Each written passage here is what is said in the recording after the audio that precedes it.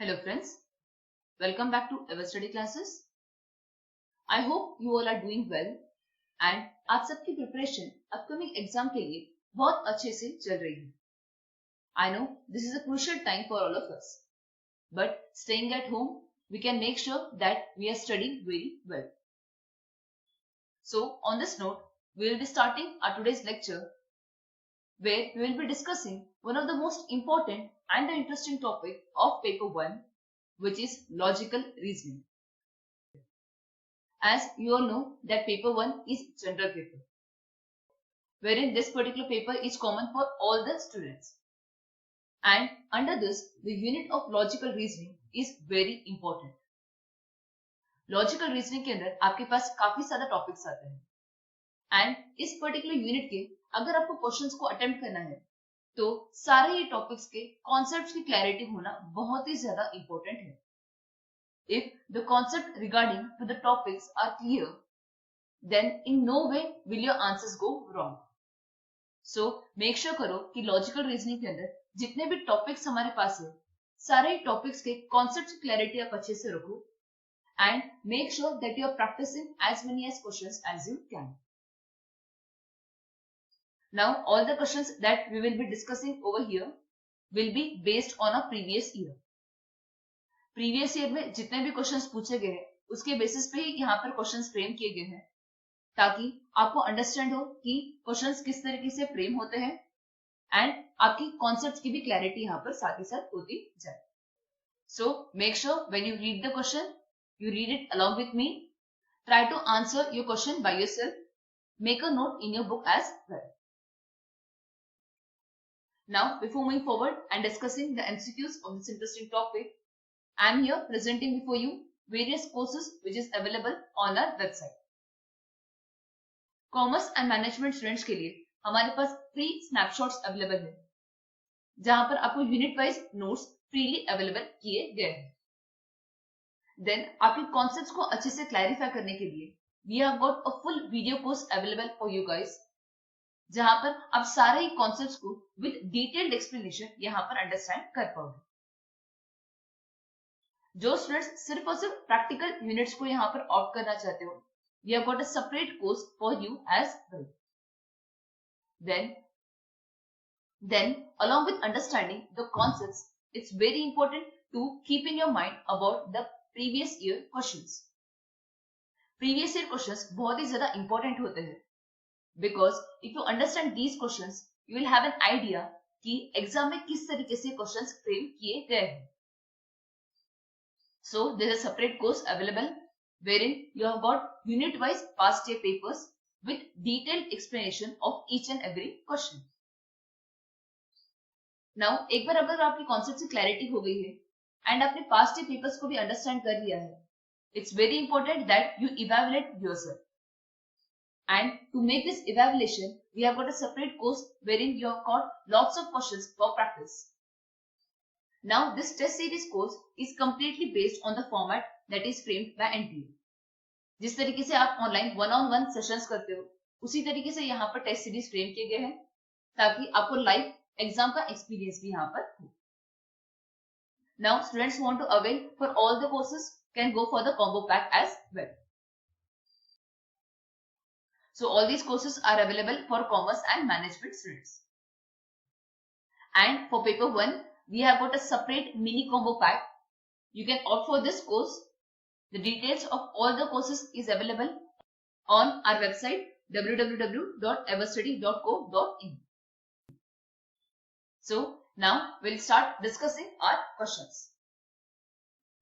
Now a small instruction to you guys कि जब भी मैं क्वेश्चन को यहाँ पर रीड आउट कर रही हूँ मेक श्योर करो कि आप साथ ही साथ मेरे साथ क्वेश्चन को पढ़ रहे हो, ऑप्शंस को अंडरस्टैंड कर रहे हो एंड खुद से अपने बुक्स में आंसर्स को नोट डाउन कर रहे हो. I'll be first reading out the question along with the options.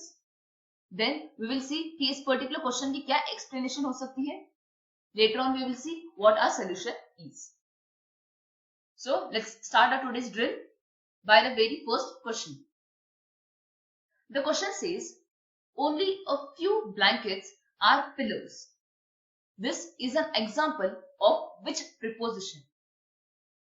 preposition is nothing but a statement. अब हमें इस पर्टिकुलर क्वेश्चन में ये बोला गया है कि ये जो एग्जाम्पल हमें दिया गया है ये किस तरीके की प्रिपोजिशन है. The options available with us are universal affirmative, universal negative, particular affirmative and particular negative. So to answer to this particular question, we need to understand what is the quality and quantity of a particular preposition. As said, एक preposition क्या होता है? एक statement होती है. And statement can be bifurcated into 4 parts.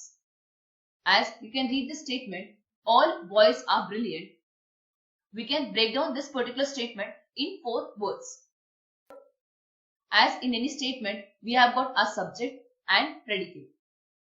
Then to connect the subject and predicate, we have got copula, जो are, is, was ये सब होते हैं. As you can read this particular statement, all boys are brilliant. यहाँ पर boys हमारा subject है, brilliant हमारा predicate है. अब इन दोनों को कनेक्ट करने के लिए जो वर्ड्स होते हैं जैसे is, are, was, were, ये सब क्या कहलाता है? इन्हें हम copula कहते हैं. So copula is nothing but the connecting word between the subject and predicate. Now before subject we have our quantifier, and these quantifiers may be all, no, some and some not. Fine. So ये quantifiers के basis पे हम यहाँ पर जज करते हैं कि हमारी स्टेटमेंट यहाँ पर universal positive, universal negative, particular positive या पर्टिकुलर नेगेटिव है. So how do we understand that thing? To understand the statements quantity and quality. Quantity का मतलब क्या होता है? अगर आपकी स्टेटमेंट सारी ही चीजों के बारे में बात कर रही है तो वो एक यूनिवर्सल स्टेटमेंट है, और अगर वो सिर्फ कुछ ही चीजों के बारे में बात कर रही है तो वो एक पर्टिकुलर स्टेटमेंट है. जैसे अगर मैं कहूं ऑल बॉल्स आर बैट्स, तो ये क्या हो गई? मेरी यूनिवर्सल स्टेटमेंट हो गई. या फिर अगर मैं कहूं नो बैट इज बॉल, तो मैं क्या कर रही हूं? सारी चीजों के बारे में बात कर रही हूं. So when you are speaking about all the things, it is your universal statement. और वही अगर स्टेटमेंट के अंदर हम कुछ चीजों के बारे में बात कर रहे हैं जैसे सम बॉल्स आर बैट्स और सम बॉयज आर ब्रिलियंट, और I can say some boys are not brilliant, तो क्या हो रहा है? मैं वहां पे कुछ चीजों के बारे में बात कर रही हूं. तो उस समय पे मेरी क्वांटिटी क्या हो जाएगी? It will be particular. So in any way, if in exam they ask you what is the quantity of this particular statement, you need to keep in your mind about the universals and particular. Then coming to the quality. Quality का मतलब क्या होता है? यहाँ पर हम ये देखते हैं कि हमारी स्टेटमेंट पॉजिटिव है या नेगेटिव है. अगर हमारी स्टेटमेंट यहाँ पे पॉजिटिव है तो हम उसे अफर्मेटिव स्टेटमेंट कहते हैं. एंड अगर उस पर्टिकुलर स्टेटमेंट में हम कोई भी नेगेटिव चीज की बात कर रहे हैं या फिर वर्ड नॉट आता है, नेवर आता है, तो वो क्या हो जाता है? एक नेगेटिव स्टेटमेंट बन जाती है. That is the quality will be negative over there. So to understand the structure of a particular preposition, we need to understand the quality and the quantity of the statements. As said, quantity के लिए हम लोग यहाँ पर universal and particular देखते हैं, and quality के लिए हम लोग देखते हैं कि हमारी statement positive है या negative है. तो जो 4 prepositions हमारे पास available होते हैं, that is all, no, some and some not. All क्या है? यहाँ पर हम सारी चीजों के बारे में बात कर रहे हैं, and क्योंकि ये एक positive statement है तो ये क्या हो जाएगा? मेरी यूनिवर्सल पॉजिटिव स्टेटमेंट बन जाती है. In the same manner E, that is our no statement, is a universal negative statement. Some के अंदर क्योंकि हम कुछ चीजों के बारे में बात कर रहे हैं, and again it is a positive statement, that is some boys are brilliant, ये क्या हो जाएगा? मेरी पर्टिकुलर स्टेटमेंट बन जाएगी. And if I go to my some not statement, भाई some boys are not brilliant, तो वो क्या हो जाएगा? मेरी particular negative statement बनेगी. As we are talking about few things and it is a negative statement, so इस particular preposition की structure क्या बन जाएगी? It will be particular negative. Clear with this thing? So after understanding the quality and quantity of a particular preposition, we can easily make out कि हमारे question का answer क्या होगा. हमारा क्वेश्चन क्या था? Only a few blankets are pillows. यहां पर हम कितनी चीजों के बारे में बात कर रहे हैं? We are talking about few things. When the word few is given, it means it is a some statement. So, which kind of preposition is this? Yes, you're absolutely right. It is our particular affirmative statement. Particular affirmative क्यों? क्योंकि हम यहाँ पर कुछ चीजों के बारे में बात कर रहे हैं एंड ये एक मेरी पॉजिटिव स्टेटमेंट है. So this particular statement will be particular affirmative, which is your option number C. I hope आप सब लोग यहां पर करेक्ट आंसर दे रहे हो. Clear? So now moving forward to the next question. The question says among the following preposition two are related in such a way that the quality and quantity both are different. Select the code that states those two prepositions. Now, this particular question comes under the topic of square of oppositions. यहाँ पर हमारे पास 4 prepositions दी गई है and from them we have to choose 2 such prepositions which are related in such a manner कि उनकी quantity and quality दोनों ही different होती है. अभी तक I hope आप सबको quantity and quality का मतलब समझ में आ चुका है. So, let's read out क्या हमारे 4 prepositions दिए गए हैं. Every photo is frames. Photo are never frames. Some photos are frames. Some photos are not frames. नीचे हमारे पास कोड्स अवेलेबल है and we have to mark the correct code for this question. So to answer this question, we need to understand the square of oppositions. Square of oppositions के अंदर हमारे पास 4 terms आते हैं. Contrary, subalteration, subcontrary and contradictory, where you have got different pairs.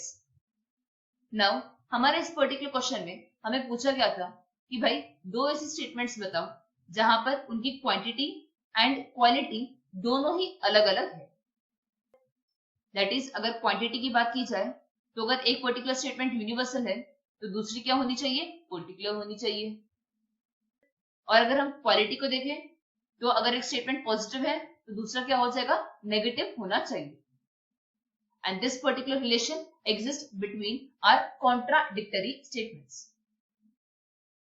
Now, contradictory relation exists between 2 pairs. One is our A and O, and the other one is E and I.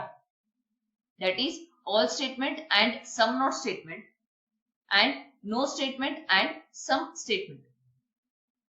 अगर आप यहाँ पे ध्यान से देखो तो all क्या है? हमारी यूनिवर्सल पॉजिटिव स्टेटमेंट है और वही O क्या है? हमारी पर्टिकुलर नेगेटिव स्टेटमेंट है. तो कैन यू से दिस कि भाई दोनों की क्वालिटी चेंज हो रही है एंड उनकी क्वांटिटी भी यहाँ पर वेरिएट कर रही है. दैट इज यूनिवर्सल से पर्टिकुलर एंड पॉजिटिव से negative. In a similar manner no and some also have the same relation. That is, एक हमारा यूनिवर्सल नेगेटिव स्टेटमेंट है एंड दूसरे का क्वांटिटी पर्टिकुलर है एंड क्वालिटी पॉजिटिव है. तो क्या हो गया? यहाँ पर फिर से क्वांटिटी एंड क्वालिटी चेंज हो रही है. And what relation exist between them? कि भाई अगर एक ट्रू है तो दूसरा फॉल्स होगा और अगर एक फॉल्स है तो दूसरा यहाँ पर ट्रू होगा. So this was all about your contradictory rule. Clear with this thing कि कॉन्ट्राडिक्टरी क्या होता है एंड क्वालिटी एंड क्वांटिटी अलग होने के कारण क्यों यहाँ पर हमारा आंसर कॉन्ट्राडिक्टरी हो रहा है. I hope by understanding this particular explanation, you can answer to this particular question. So, what should be the right answer? If you are given your answer as D, you are absolutely right over here. यहाँ पर हमारा answer D क्यों हो रहा है? Let's understand that. As mentioned in the question, हमें पूछा गया है कि भाई 2 preposition ऐसे बताइए which are related in such a manner that उनकी quantity and quality change होगी. And the answer to this question will be answered through contradictory rules. And the 2 pairs are A and O, E and I. तो checkout करो A and O का option available है क्या? यानी all and some not की statements है. और option number A which is every photos is framed. Every का मतलब क्या होता है? ये हमारी ऑल की स्टेटमेंट है। एंड ढूंढो क्या हमारे पास यहाँ पे सम नॉट की स्टेटमेंट अवेलेबल है? Yes ma'am, option number D में है, that is some photos are not frames. ये हमारी ओ की स्टेटमेंट है। So our answer can be A and D. But ma'am हमारे पास यहाँ पर ई एंड आई भी है, दैट इज ई मतलब मेरी नो की statement which is in option number B, that is photos are never frames. When you get the word never, it means it is a no statement. And some photos are framed, यानी मेरी I की statement. तो भाई ये भी तो हमारा answer हो सकता था, that is B and C. But यहाँ पर ध्यान देने वाली बात ये है कि ऑप्शंस के अंदर हमारे पास B and C अवेलेबल है ही नहीं। So our answer to this particular question will definitely be A and D. Clear with this thing? दो यहाँ पर हमारा आंसर A and D या फिर बी एंड सी दोनों हो सकते थे, बट क्योंकि कोर्स में हमारे पास सिर्फ ए एंड डी है, तो the answer to a question will be option number D. Clear with this thing? I hope आप सब लोगों ने करेक्ट आंसर यहां पर दिया होगा। Now moving forward to the next question. The question says by which of the following preposition the preposition chicus are mangoes is contrary to। Again, this particular question is from square of opposition। अगर आप previous year questions को उठाओ तो square of opposition से minimum आपको 2 questions देखने को मिलते हैं। One of which will be your definition question, कि आपको डायरेक्टली यहाँ पर एक डेफिनेशन दिया जाता है और आपको पूछा जाता है कि ये रिलेशन किनके बीच में एग्जिस्ट करता है। Then you have other questions जहां पे आपको एग्जांपल्स दिए जाते हैं। ऑप्शन में स्टेटमेंट में आपको दिया जाएगा definition, and based on that definition you will have to identify the fix which we have already solved a similar type of question which we solved just now. Then you have got the third question जहां पे आपको एक particular statement दी जाती है and उस statement के basis पे आपको बताना होता है कि भाई कौन सी स्टेटमेंट ट्रू है एंड कौन सी स्टेटमेंट फॉल्स है। And there is one more type of question जहां पे आपको सिंपल एक स्टेटमेंट दी जाएगी और डायरेक्टली आपको पूछा जाएगा कि भाई इसका कॉन्ट्ररी, सब इटरेशन या कॉन्ट्राडिक्टरी स्टेटमेंट कौन सी होती है। So we are solving this fourth type of question over here. Question में हमें एक स्टेटमेंट दी गई है चिकूज आर मैंगोज एंड हमें इसका कॉन्ट्ररी स्टेटमेंट बताना है। The options available with us are some chikoos are mangoes, all chicus are mangoes, chicus are never mangoes, and chicus are hardly mangoes। I've taken a statement जहां पर आपके prepositions that is all, no, some and some not directly नहीं दिए हुए हैं। So with this question we'll also understand कि all की statement को कई और तरीके से किस तरीके से लिखा जाता है, similar to all the other 3 preposition as well। देखो एग्जामिनर आपको directly all A are B ना देके कई बार क्या करेगा, एवरी ए इज बी देगा, या फिर सिंपली अगर ए आर बी इस तरीके से स्टेटमेंट दी जाती है तो you have to make sure कि आप इसको समझो कि ये क्या है, हमारी ऑल की स्टेटमेंट है। Similarly for no statement we have already seen one of the example in our previous question. Directly no A are B ना देके एग्जाम में आपको क्या दिया जा सकता है, ए आर नेवर बी, इस तरीके से आपको दिया जाता है। So you have to understand कि भाई ये पर्टिकुलर स्टेटमेंट भी मेरी ई स्टेटमेंट है। Then for some statement they might use the words such as few और अ लॉट और द वर्ड एटलीस्ट, जैसे एटलीस्ट जैसे a very few mangoes are bananas. अगर इस तरीके से स्टेटमेंट आ जाती है तो you have to understand it is a some statement, that is I statement. Then for your some not thing, instead of giving directly कि भाई some A are not B, वो क्या कर सकते हैं, आपको स्टेटमेंट दे सकते हैं कि भाई all A are not B. अगर आपकी स्टेटमेंट कुछ इस तरीके से आती है तो make sure that it is a some not statement. Clear? So यहां से हमें ये तो अंडरस्टैंड हो गया कि हमारी स्टेटमेंट कौन कौन सी है। जैसे जो हमें क्वेश्चन में पूछा गया है chikoos are mangoes, this is our all statement. Then if we read on to our options, first statement is directly given कि भाई ये sum की statement है. Then the second option is of all statement. Then our third statement is chicus are never mangoes. The word has been given as never. मतलब क्या, ये हमारी no की statement है. And then we have the last statement as chicus are hardly mangoes. Whenever you have been given the word as hardly, make sure you remember that it is our some not statement. That is, some not की statement को आप कई बार all A are not B इस तरीके से लिख सकते हो, और it can also be given as A are hardly B. So तब भी ये हमारी statement क्या हो जाएगी, some not की statement होती है. Clear with this thing? So we are done with reading the question. Now हमारे मेन मुद्दे पे आते हैं कि भाई contrary relation किसके बीच में होता है. Contrary is a relation that exists between our universals, that is between A and no statements. अगर मैं आपको कहूं all A are B, इसका contrary statement बताओ तो क्या हो जाएगा, वो हो जाएगा no A are B. And दोनों के बीच में क्या रिलेशन एग्जिस्ट करता है, the relation says they both can not be true together but can be false. जब can not be true together कहा जा रहा है, इट मींस अगर एक स्टेटमेंट ट्रू है तो दूसरी स्टेटमेंट कंपलसरी यहाँ पर फॉल्स होगी. दैट इज, अगर ऑल की स्टेटमेंट यहाँ पे ट्रू दी गई है तो नो की स्टेटमेंट यहाँ पे डेफिनेटली क्या होगी, फॉल्स होगी. बट कैन बी फॉल्स का मतलब क्या है कि अगर दोनों में से कोई भी स्टेटमेंट हमें दी गई है कि ये फॉल्स है, तो सामने वाला क्या हो जाएगा, डाउटफुल हो जाएगा. Why doubtful, because they are saying can be. Can be का मतलब क्या कि अगर एक फॉल्स है तो सामने वाला ट्रू भी हो सकता है एंड फॉल्स भी हो सकता है. क्लियर?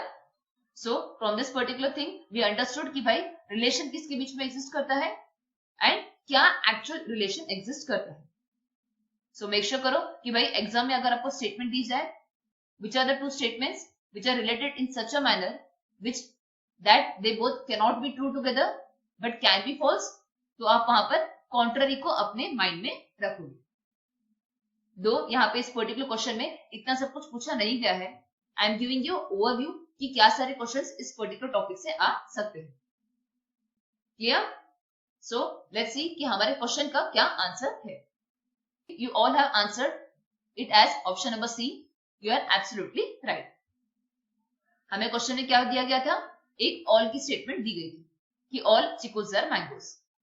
एंड हमें पता है कि भाई कॉन्ट्ररी रिलेशन एग्जिस्ट करता है यूनिवर्सल्स के बीच में, that is between all and no statement.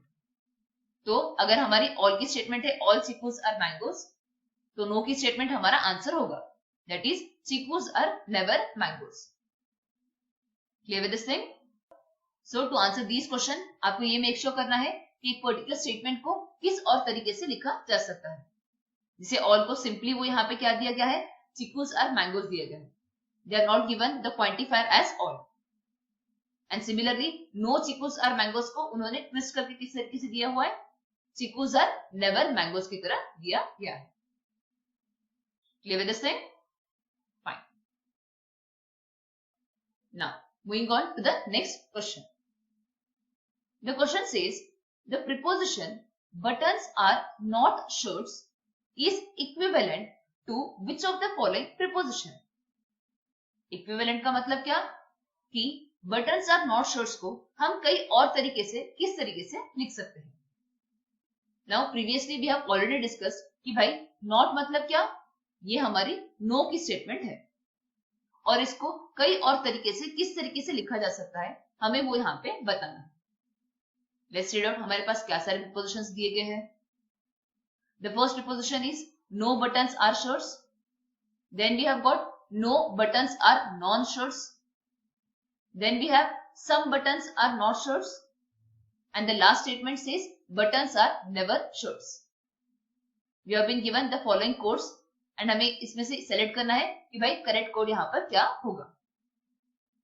अभी तक हमने यहाँ पर अंडरस्टैंड किया था कि भाई नो की स्टेटमेंट को, कि नो की स्टेटमेंट के अंदर हम अगर नेवर वर्ड देखते हैं तो वो क्या हो जाती है, हमारी ई की स्टेटमेंट मानी जाएगी. So if you look carefully, buttons are not shirts. ये हमारी नो की स्टेटमेंट है. एंड क्लियरली हमारा फर्स्ट ऑप्शन जो दिया हुआ है, it is the no statement, that is no buttons are shirts. तो डेफिनेटली 1 तो हमारा आंसर होगा ही होगा. Then if you look at the fourth option, it has been clearly given as buttons are never shirts. And we have already discussed never word आया मतलब वो हमारी ई की स्टेटमेंट है. सो हमारा ऑप्शन नंबर 4 भी यहाँ पर राइट है. That is it is an equivalent to the given preposition. Then we are left with two other statements, that is second and third. Third statement तो definitely यहाँ पर false है, हो नहीं सकता है, because it is clearly our sum not statement, that is our O statement. Now coming to our second statement. Second statement क्या दी गई है? No buttons are non shirts. अब अगर आप यहाँ पे ध्यान से देखो, यहाँ पर वर्ड नो तो आ रहा है, बट यहां पर उसके साथ एक वर्ड नॉन भी जोड़ा गया है. दैट इज नो के साथ वो नॉन भी जब जोड़ रहे हैं, दो नेगेटिव वर्ड्स जब आ जाते हैं तो दोनों क्या हो जाएंगे, यहां पर कैंसिल आउट हो जाते हैं. दैट इज ये पर्टिकुलर स्टेटमेंट नो की स्टेटमेंट ना होके यहां पर ऑल की स्टेटमेंट बन जा रही है.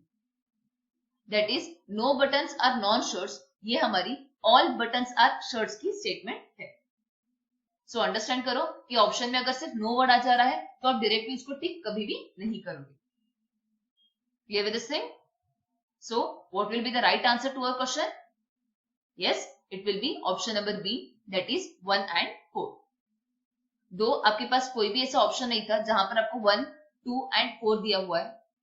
सपोज अगर यहाँ पर फर्स्ट ऑप्शन के बजाय यहाँ पर 1 to 4 होता तो make sure that you are not marking it, क्योंकि हमारे जो सेकेंड ऑप्शन है ये नो की स्टेटमेंट ना होके हमारी ऑल की स्टेटमेंट है, as there are two negative words and they both get cancelled. Clear with this thing? Now moving on to our next question.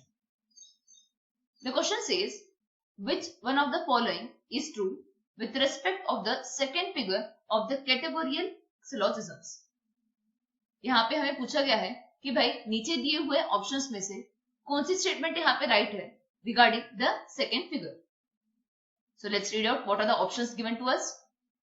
The first option says the minute term is a predicate of the major premise and predicate of the minor premise. The minute term is a predicate of the major premise and subject of the minor premise. The next one says minute term is the subject of major premise and predicate of the conclusion. Then we have the last option as the middle term is a predicate of minor premise and predicate of the conclusion. अब हमें यहाँ पे ये checkout करना है कि इन चारों statement में से सेकेंड फिगर के लिए कौन सा यहाँ पे फिट होता है. Now this particular question is from the topic of moods and figures. Category syllogisms के अंदर हम अपने आर्ग्यूमेंट के मूड्स एंड फिगर्स के हिसाब से ये चेकआउट कर सकते हैं कि वो आर्ग्यूमेंट वैलिड है या इनवैलिड है. That is whether the argument is conditionally valid और अनकंडीशनली वैलिड. अब उसको अंडरस्टैंड करने के लिए हमें मूड्स एंड फिगर्स के बेसिक्स को अंडरस्टैंड करना इंपॉर्टेंट है. Mood is very simple to understand. हमारे पास जो 3 स्टेटमेंट्स दी जाती है जिसमें से first 2 are our premises and third statement is our conclusion. इन तीनों ही प्रीमाइसेस के जो क्वांटिफायर्स होते हैं उसके बेसिस पे क्या होता है, हम अपने मूड को आइडेंटिफाई करते हैं. And when we come to the figure, to make out कि एक पर्टिकुलर आर्ग्यूमेंट का फिगर क्या है, we need to understand that we have to concentrate only and only on the middle term. Now what is middle term? Middle term is a word which is common in both the premises. यानी middle term एक ऐसा word होता है जो दोनों ही premises के अंदर common होता है. जैसे हमने काफी सारे एग्जांपल्स देखे हुए, उसमें से एक और एग्जांपल लेते हैं कि भाई अगर ऑल ए आर बी दिया हुआ है and some B are C दिया हुआ है and the conclusion is something like some A are C, तो हमारे पास ये पर्टिकुलर आर्ग्यूमेंट है जहां पे ये मेरी प्रीमाइस 1 है, this is my premise 2 and this is my conclusion. तो जो प्रीमाइस 1 एंड प्रीमाइस 2 के अंदर जो मेरी कॉमन टर्म होती है, this is called as a middle term. And remember, this middle term is never present in your conclusions. Conclusion के अंदर जो सब्जेक्ट एंड प्रेडिकेट होता है वो आपका मिडिल टर्म कभी भी नहीं होता है।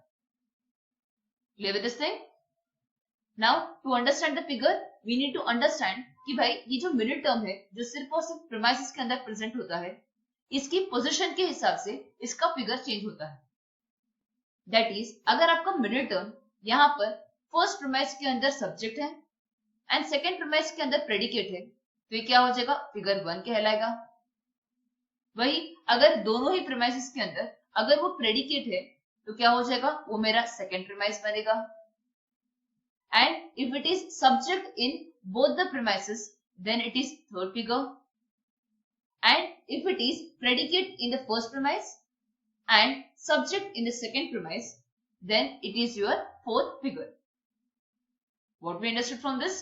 कि भाई फिगर को हम लोग बता सकते हैं सिर्फ और सिर्फ मिडिल टर्म के पोजीशन के हिसाब से। If your middle term is getting cancelled in this format, it is your first figure. If it is in this format, then it is second figure. अगर वो इस तरीके से स्ट्रेट होता है, दैट इज दोनों ही प्रीमाइसेस के अंदर सब्जेक्ट होता है, तो ये क्या हो जाएगा? थर्ड फिगर बनेगा। And if it is getting cancelled in this format, that is from your top right corner to bottom left corner, then it will be your fourth premise. Clear with this thing? So this is your figure 1, then figure 2, then figure 3 and then it is figure 4। Clear? Yes ma'am. But ma'am option में कहीं पर भी middle term is predicate in first and subject in second इस तरीके से नहीं दिया हुआ। इंस्टेड उन्होंने यहाँ पे वर्ड्स इस्तेमाल किए as major premise and minor premise. So क्या मतलब है इस major premise and minor premise का? Now this major premise and minor premise can be identified through our conclusions. यानी जो भी आपके कंक्लूजन का प्रेडिकेट होता है ये होता है आपका major term, and this major term needs to be present in premise 1। एंड जो भी आपकी कंक्लूजन का सब्जेक्ट होता है ये होता है आपका minor premise, and this needs to be present in your premise 2। इसका मतलब क्या हुआ कि आपकी फर्स्ट प्रीमाइस क्या है? आपका मेजर प्रीमाइस है, एंड सेकेंड प्रीमाइस क्या है? आपका माइनर प्रीमाइस है। Repeating it once again, for a standard format of roots and figures, the predicate of the conclusion is your major term, which should be present in first premise, and the subject of your conclusion is your minor term, which should be present in your second premise. And इसी rule के हिसाब से हम अपने first premise को major कहते हैं and second premise को हम minor कहते हैं। Clear with this thing? You have not taken a simple example जहां पे आपको direct question पूछा जाए। You have taken a complex question ताकि आपकी कॉन्सेप्ट की क्लैरिटी यहां पर अच्छे से हो। सो लेट्स लुक आउट कि भाई सेकेंड फिगर बनने के लिए क्या रूल हमें फॉलो करना चाहिए। मिडिल टर्म का यहाँ पे पोजीशन किस तरीके से होना चाहिए? It should be predicate in both the premises. Repeating it again and again कि भाई मिडिल टर्म कभी भी आपके कंक्लूजन के अंदर नहीं होता है, एंड देयरफॉर जो आपके थर्ड एंड फोर्थ ऑप्शन थे वो वैसे ही यहाँ पर रॉन्ग हो जाएंगे because they have given something about the conclusions. तो भाई फर्स्ट एंड सेकंड ऑप्शन को अच्छे से वापस से रिपीट से पढ़ो और बताओ कि राइट आंसर क्या होगा। Yes, if you have given your answer as option number A, you are absolutely right over here, because it says the middle term is predicate in the major premise and predicate in the minor premise. And एक second figure के अंदर किस तरीके से हमारा middle term होना चाहिए? कुछ इसी तरीके से बनता है। Clear with this thing? Yes ma'am, yes ma'am. अभी तक हमने स्क्वायर ऑफ ऑपोजिशन के डिफरेंट क्वेश्चंस को भी देख लिया है एंड रूट्स एंड फिगर्स से रिलेटेड भी क्वेश्चन को यहाँ पर सॉल्व किया है। नाउ लेट्स चेक आउट कि हमारा नेक्स्ट क्वेश्चन किस पर्टिकुलर टॉपिक से है।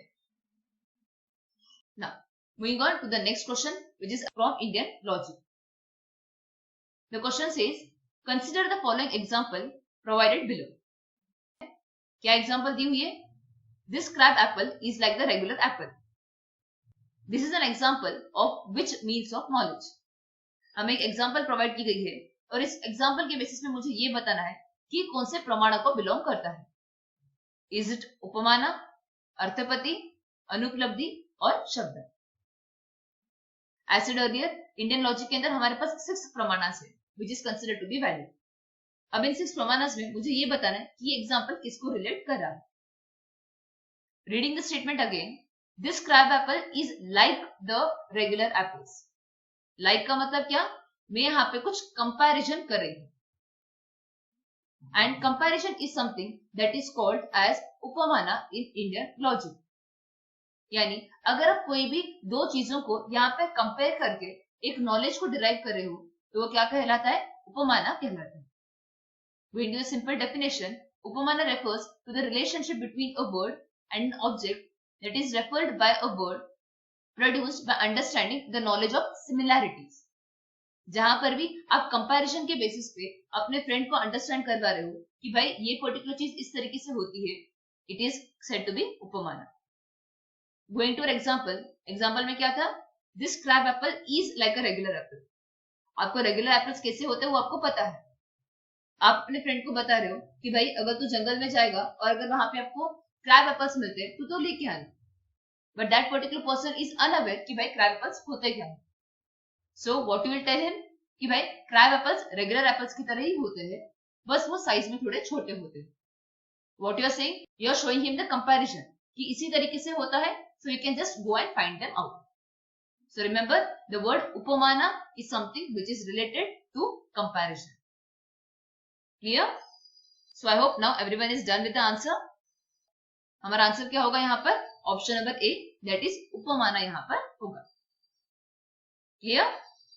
There. Moving on to our next question.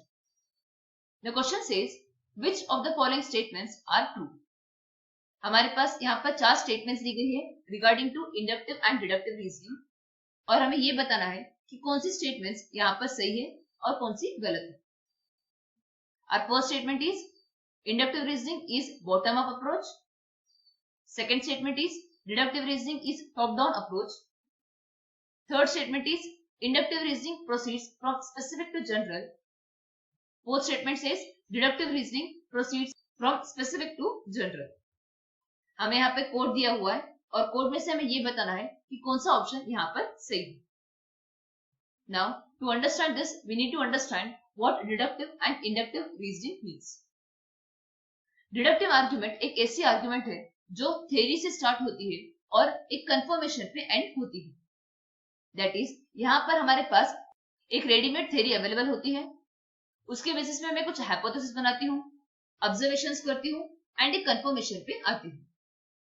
The best example to explain this is, maths पढ़ते वक्त आपके पास काफी ज्यादा थ्योरम्स अवेलेबल होते हैं, पोस्टुलेट्स अवेलेबल होते हैं, एक्सेट्रा। क्या वो थ्योरम्स पोस्टुलेट्स आप अंडरस्टैंड कर पाते हो on the first go?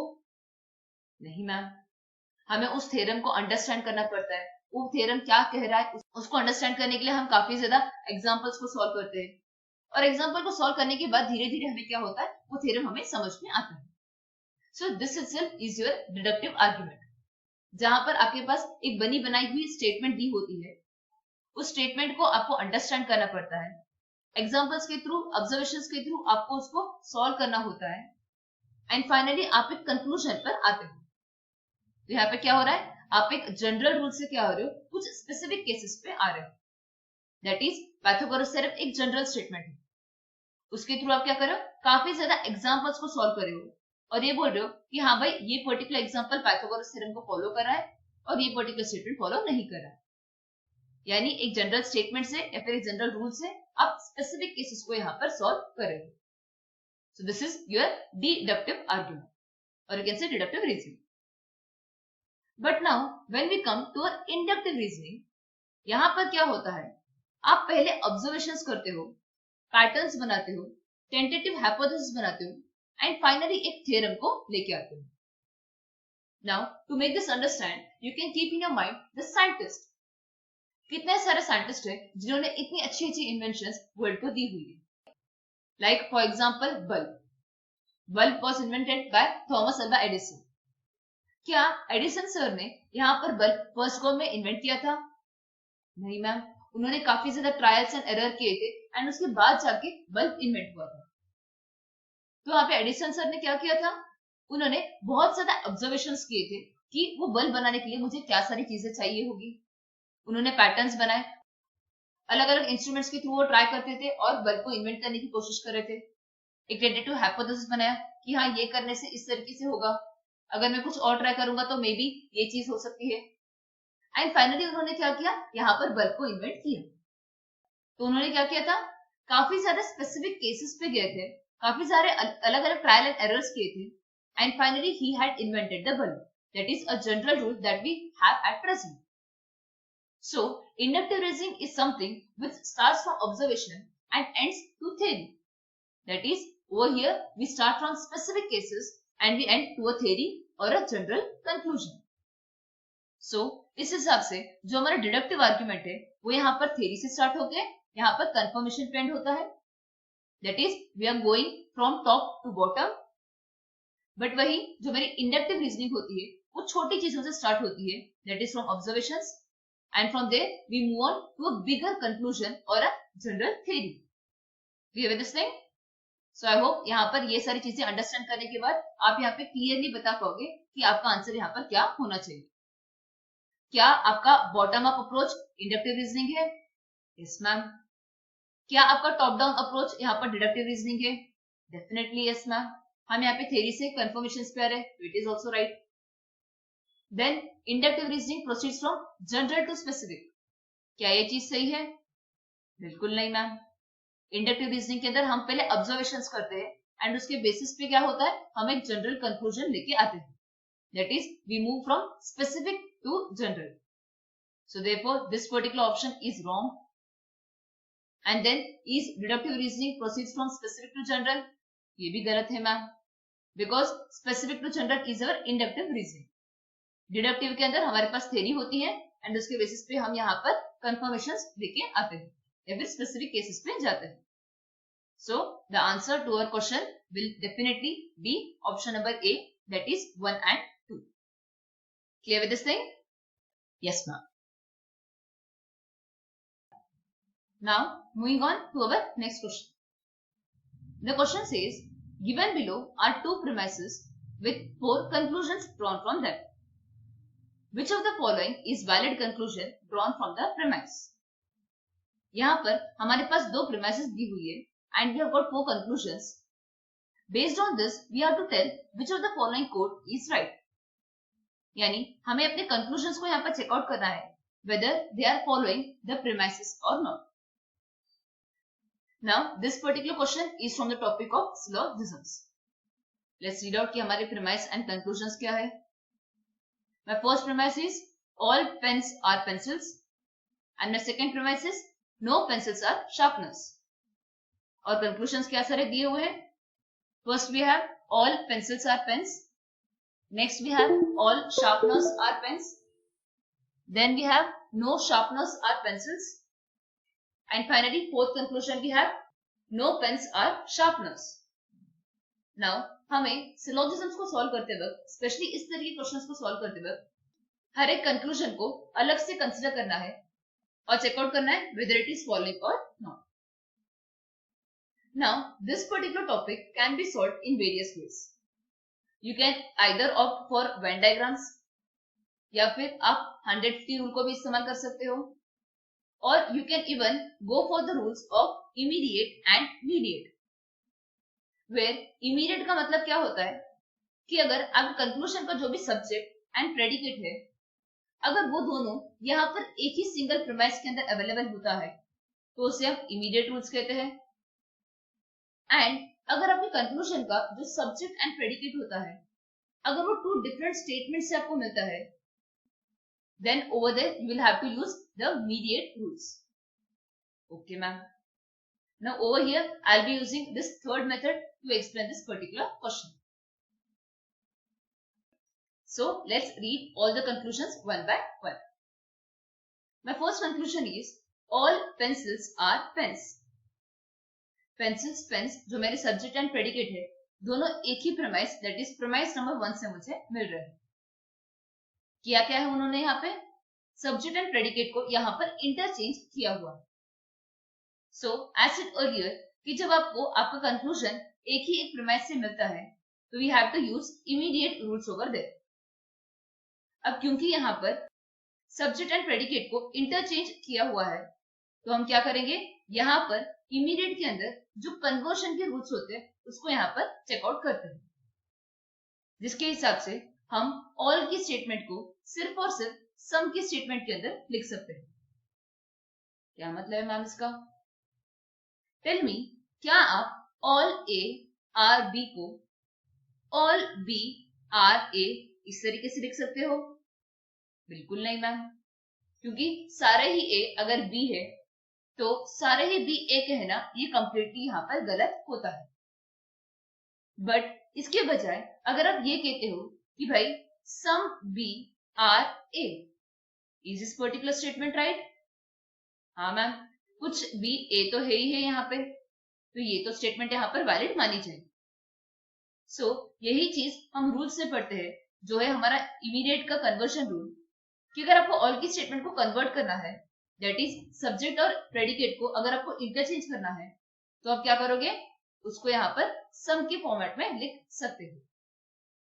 So the right answer would have been कि भाई सम पेंसिल्स आर पेन्स अगर इस तरीके से दिया जाता तो आपकी स्टेटमेंट यहाँ पर वैलिड मानी जाती, बट इंस्टेड उन्होंने यहाँ पे ऑल पेंसिल्स आर पेन्स दिया हुआ है, therefore this particular statement will be wrong over here. Clear? Now moving on to our second conclusion. Second conclusion क्या है? It says no sharpeners are pens. If you look at the premises, sharpeners आपके second premise के अंदर है and pens आपके first premise के अंदर है। तो जब भी आपका subject and predicate दो अलग अलग premises या फिर statements के अंदर होता है, तो हमें उन्हें merge करना पड़ता है, and to merge them we have to apply the mediate rules. Now according to mediate rules, जो भी मेरा middle term होता है, it needs to be in the standard format, that is it has to get cancelled something in this way, that is जो भी आपका middle term होगा, it should be present as a predicate in your first premise and subject in your second premise, that is it has to get cancelled, or you can remember in this way that it has to get cancelled from top right corner to bottom left corner, कुछ इस तरीके से वो cut होना चाहिए। Okay ma'am, then what's the next step that we have to see? हमें ये check करना है कि भाई हमारी स्टेटमेंट्स क्या है। My first premise is all statement and my second premise is a no statement, and all plus no यानी ऑल की स्टेटमेंट और नो की स्टेटमेंट को जब मैं मर्ज करूंगी तो जो भी मेरा कंक्लूजन होगा वो क्या होगा, मुझे नो करके मिलेगा। That is if I say all A are B and my second premise is no B are C, तो इस हिसाब से जो मेरा कंक्लूजन बनेगा वो क्या होगा, it will be no A are C, where B is the common term which is called as a middle term present only in my premises. Clear? So B and B cancel हो रहा है right format में, तो मेरा conclusion क्या बनेगा, no A are C. Okay ma'am, अब जैसे हमने फर्स्ट कंक्लूजन के अंदर देखा, उसी तरीके से अगर मैं यहाँ पर सब्जेक्ट एंड प्रेडिकेट को अगर चेंज करती हूँ, तो क्या हम नो को नो में लिख सकते हैं या कुछ और लिखना पड़ेगा?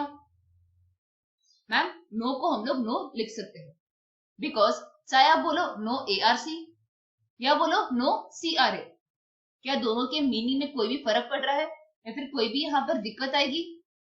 बिल्कुल नहीं मैम, चाहे हम नो ए आर सी बोले या नो सी आर ए बोले, दोनों ही चीजें क्या है यहाँ पर वैलिड मानी जाएंगी।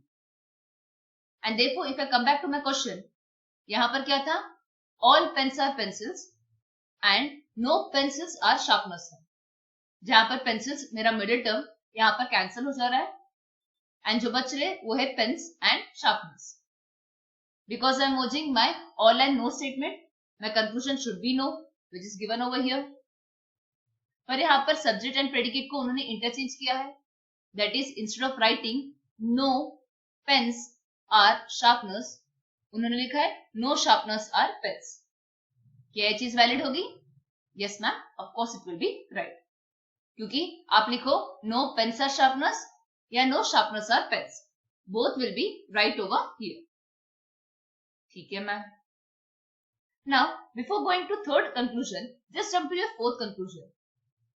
जो हमने अभी अभी यहाँ पे पढ़ा था कि no pens are sharpeners that has been given over here, and therefore without any more explanation this particular conclusion will also follow. That is, हमारी second and fourth conclusion दोनों ही चीजें यहाँ पे follow हो रही है by a single rule of mediate, that is all plus no should be no. And because no statement can be converted and written in the form of no itself, तो दोनों ही statements यहाँ पे क्या हो रही है, यहाँ पर valid हो रही है. I hope I am clear with this thing. ठीक है ma'am. Now coming to our third conclusion, which says no sharpeners are pencils. Sharpeners, pencils from a single statement. Again, what they have done? They have done this. Sharpeners and pencils from a single statement means we have to use the immediate rules. Immediate का मुझे यहाँ पर फिर से conversion का rule इस्तेमाल करने पड़ेगा, जहां पर मुझे no की statement के subject and predicate को interchange करने के बाद क्या आंसर आ सकता है वो चेकआउट करना. We have already discussed no के subject and predicate को अगर आप interchange करते हो तो उसको आप no में ही लिखोगे. And therefore this particular conclusion also will follow. That is, no pencils are sharpeners को हम no sharpeners are pencils की तरह लिख सकते हैं. Clear? So accordingly हमारे कौन से conclusions यहाँ पे follow हो रहे हैं? It is second, third and fourth. And therefore the solution to this particular question will be our option number C. Clear with this thing? I hope आपको अच्छे से समझ में आ चुका है कि mediate and immediate के रूल्स हम किस तरीके से यहाँ पर अप्लाई करते हैं. Clear? Now moving on to our next question. The question says, the inference all of the ingredients in the recipe are delicious. Therefore everything is delicious. Commits which one of the following fallacies? While explaining the topics, I told you कि भाई हमें fallacies को understand करना important है, and इससे related जितने भी इनके types है उसको भी हमें understand करना है. And under fallacies we have got two forms. One is our formal and the other one is informal fallacies. Now the options that have been given here are strawman fallacy, slippery slope, equivocation and fallacy of composition. All these four options that they have mentioned are all part of our informal fallacy. अब informal fallacy एक ऐसी fallacy होती है जो थोड़ी difficult to identify होती है, क्योंकि यहाँ पर हमें कंटेंट के ऊपर जाना पड़ता है. That is, जो भी मेरी इन्फ्लुएंस होती है उसका मीनिंग क्या है, उसके अंदर क्या सारी कंटेंट दी हुई है, वहां पर क्या एरर है, हमें वो चेकआउट करना होता है. अब हम एरर क्यों चेक कर रहे हैं? बिकॉज फैलासिस का मतलब ही क्या होता है? एरर होता है. Fallacy is nothing but finding out the error in your inference. यानी जो भी एक पर्टिकुलर बंदा कह रहा है उस पर्टिकुलर स्टेटमेंट के अंदर अगर कोई भी एरर है तो वो क्या हो जाता है? फैलासी कहलाता है. अब ये पर्टिकुलर स्टेटमेंट किस तरीके की फैलासी है हमें वो आइडेंटिफाई करना है. स्टेटमेंट को दोबारा पढ़ते हैं. क्या बोला गया है? भाई अगर मैं कोई भी एक डिश बना रही हूँ और उसके सारे इंग्रेडिएंट्स अगर बहुत ज्यादा अच्छे हैं तो मेरी फाइनल डिश जो होगी वो भी यहाँ पर अच्छी ही बनेगी. जैसे अगर मैं यहाँ पे एक केक बना रही हूँ और केक के मेरे सारे इंग्रेडिएंट्स बहुत अच्छे हैं, whether it is maida, sugar, vanilla essence, all the ingredients that I have taken are all in perfect condition. Now when I was actually making the cake, what happened is instead of adding sugar I have added salt over there. No doubt salt क्या है, वो भी delicious होती है. किसी भी Sewri dish में अगर आप उसे ऐड करोगे तो आपकी डिश क्या होगी? वहां पर एनहांस होगी. But in a sweet dish like cake, if instead of adding sugar you are adding the same amount of salt, what will happen? आपका जो फाइनल प्रोडक्ट केक का बनेगा वो बिल्कुल भी अच्छा नहीं बनेगा. पर इस पर्टिकुलर स्टेटमेंट के हिसाब से क्या है कि भाई अगर मेरे सारे इंग्रेडिएंट्स अच्छे हैं तो मेरा फाइनल प्रोडक्ट भी यहाँ पर अच्छा बनेगा. क्या आप यहाँ पर करेक्ट स्टेटमेंट या फिर करेक्ट इन्फ्लुएंस को यहाँ पे स्टेट कर रहे हो? बिल्कुल नहीं. यानी यहाँ पर आप फैलासी क्रिएट कर रहे हो, ये तो समझ में आ गई. अब कौन सी फैलासी ये है? This particular fallacy is fallacy of composition, where we consider whatever is true for parts is true for whole, जो सही चीज नहीं होती है. अगर आप ये कहते हो कि भाई जो मेरे कार का टायर है वो रबर का बना हुआ है, देयरफॉर मेरी कार भी क्या है, यहाँ पर रबर की बनी हुई है। क्या यह चीज सही है? बिल्कुल नहीं। So what is true for parts is true for whole. अगर इस तरह की कोई एरर को अगर हम कमिट कर रहे हैं तो वो क्या कहलाएगा? फैलेसी ऑफ कंपोजिशन कहलाएगा। So the simple definition to fallacy of composition is कि भाई whenever an individual assumes something to be true for the whole just because कि भाई पार्ट्स के लिए सही है, तो ये क्या हो जाएगा? हम फैलेसी क्रिएट कर रहे हैं। And therefore the answer to our question will be option number D, that is fallacy of composition. Clear with this thing?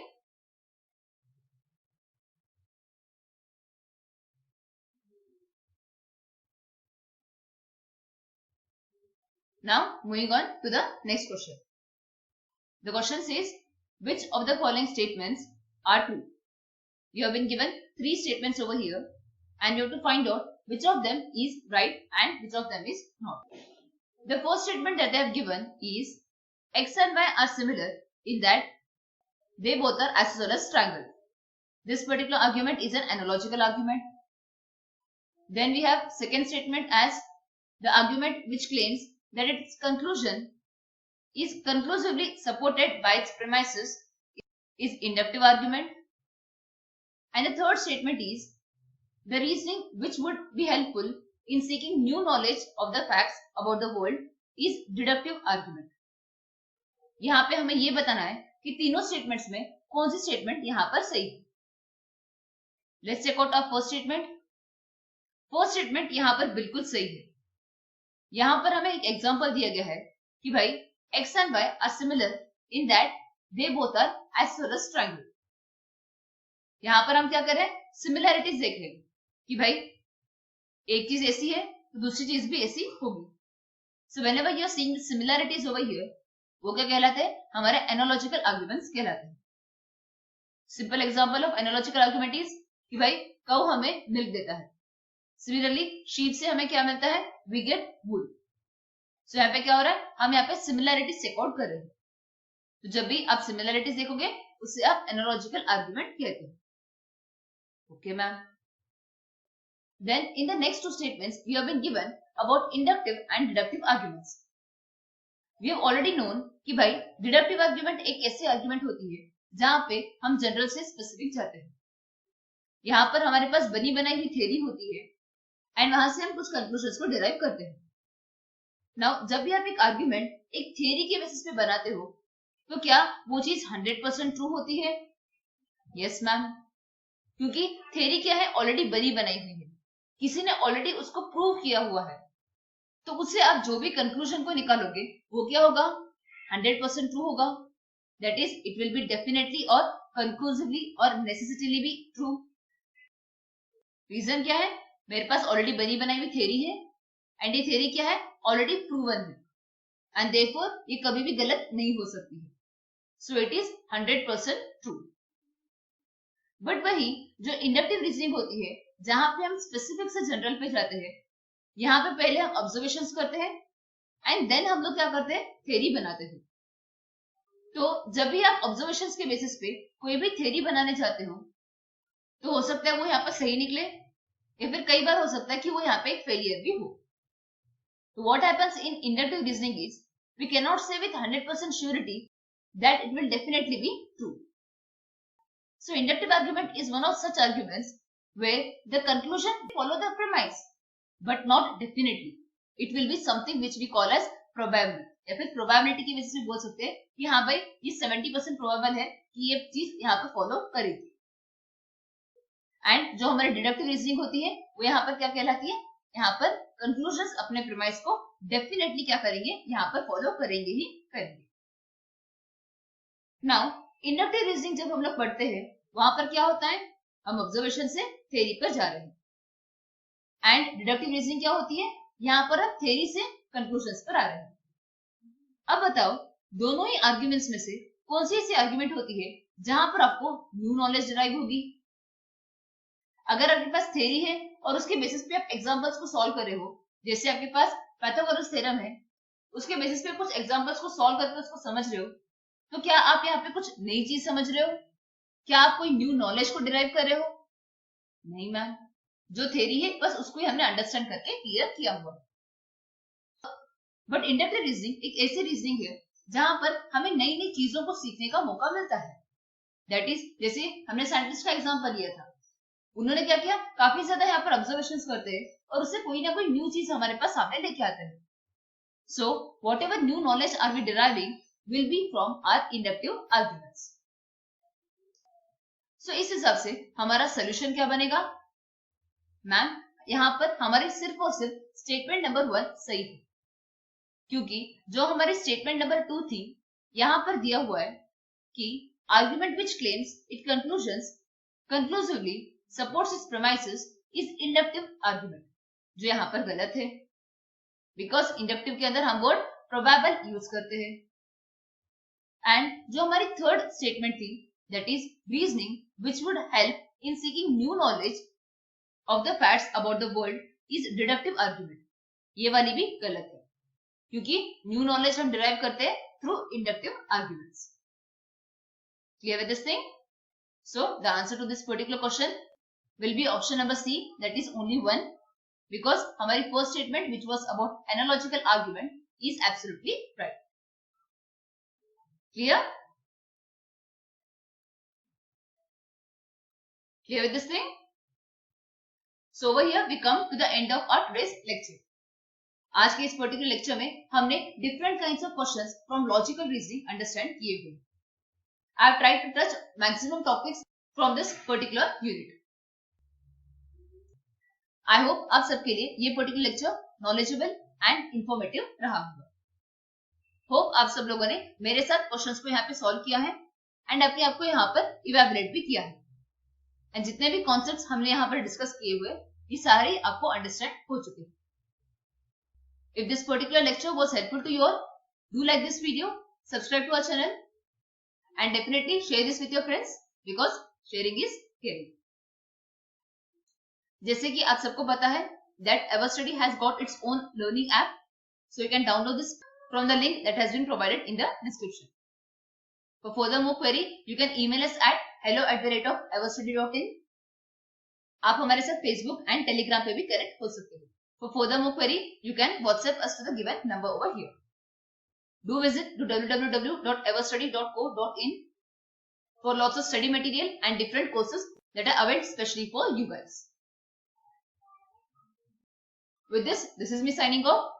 Stay home, stay safe, stay happy and keep on learning. Thank you. Have a nice day.